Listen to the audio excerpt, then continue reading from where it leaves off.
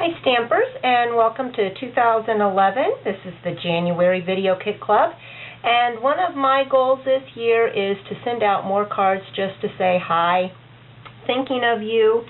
So I wanted to start with this a chirpy hello card. This bird is coming from our Birds plate. We're going to use the Tanager and a chirpy hello. If you want the whole stamp set, instead of just the 2 stamps, just go ahead and leave a note in the comments that you want the whole set, and it'll be included in your kit. And you'll get it at a discount as well. So, okay, on to the card.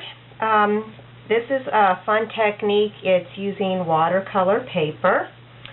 And we're going to start in your kit. You're going to receive the watercolored papers for the birds.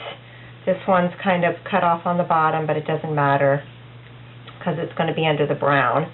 And what you want to do is you want to have a water mister bottle and just mist the paper so that it's wet. Let it sit for a little bit and let it soak up the water.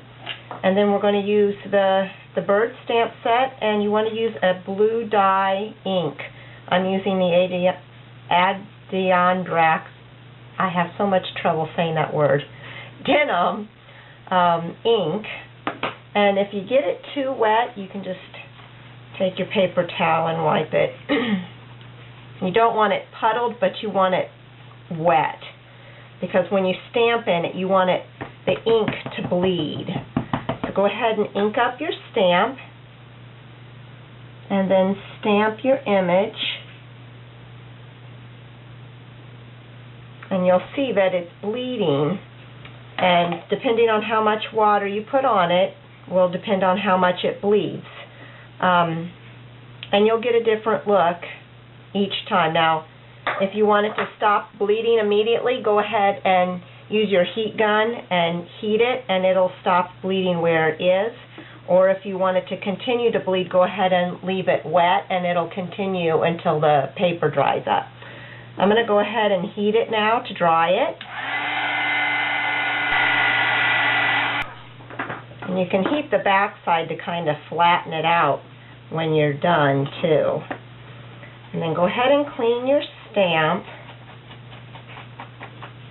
And then you're going to use the Versamark ink. And you're going to ink up your stamp again with the Versamark this time. And you're going to stamp directly over what you stamped before. And if it's a little bit off, it doesn't matter because your image is blurred anyway a little bit.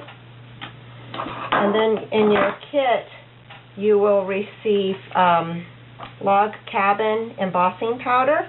We're going to emboss the bird now with the log cabin.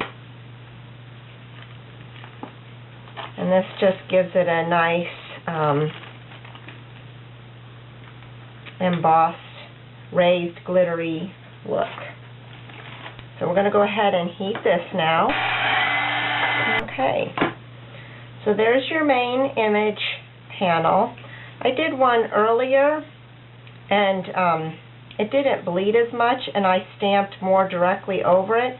So you can see the 2 looks. If you want to, you can use a Stamp-A-Majig to line it up, or if you leave your stamp in the block, you can line it up in the same place each time. Okay, so now we're going to go ahead and move on to the background. You're getting a blue patterned paper, and you'll get blue strips. Yours is going to be just the straight edge. If you have a border punch, you can go ahead and use the border punch along the one side. And then you're going to use the Chirpy Hello stamp next. And again, Versamark. And we're going to ink that up and stamp on the more to the bottom right side. And then we're going to emboss this with the white detail.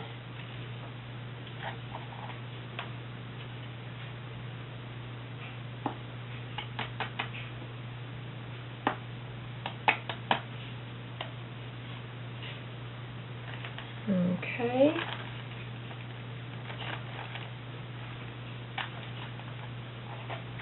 We'll go ahead and heat this.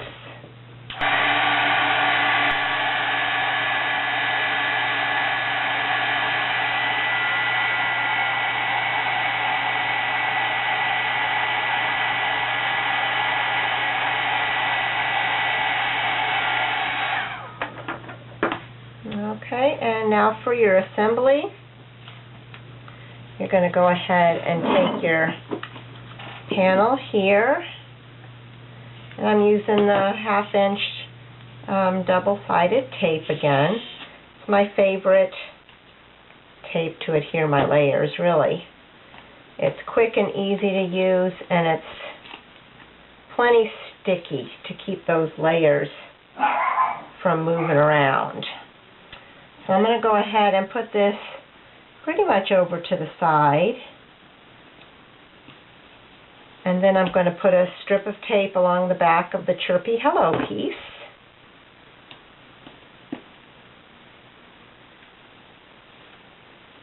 And that's going to overlap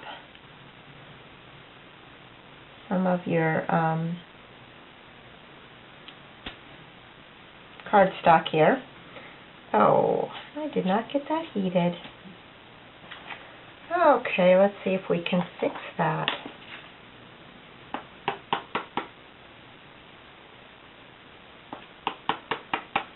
Make sure you get it heated. Works better that way. Okay, let's try heating that again.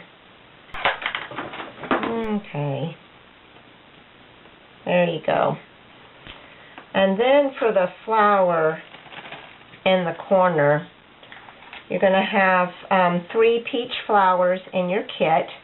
And what you want to do is take a sponge dauber and ink. I'm using the terracotta and a sponge dauber, and you're just going to go ahead and sponge around the edges just to highlight it.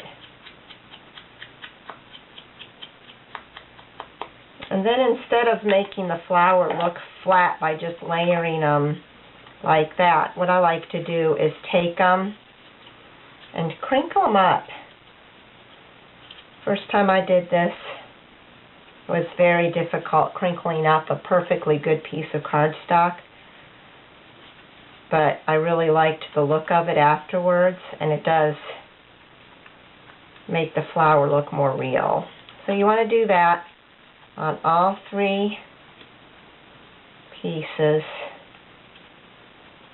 Okay. And I'm going to go ahead and just use a little piece of tape to adhere the layers. Your bottom one, go ahead and layer it kind of in the corner of your brown and your image panel. And then your middle one on top of that. And I don't like to line up the valleys with the valleys. I like to do them opposite each other. It gives it a little bit more depth, I think. Okay, and then your center flower. And then for your center, you'll have a button that's in your kit. And you can use a glue dot or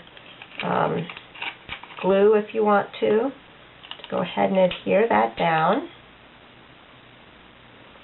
And then when you're done, you can kind of go ahead and fold up your flower edges, and it'll look like it's like a real flower and coming off your page, not flat. Okay, and then all you need to do is adhere this to your card front. Okay, and there you have it. A chirpy hello. It'd be a fun card just to send out to say hi to your friends. Hope you have a good January, and I will see you again next month. Happy stamping. Bye-bye.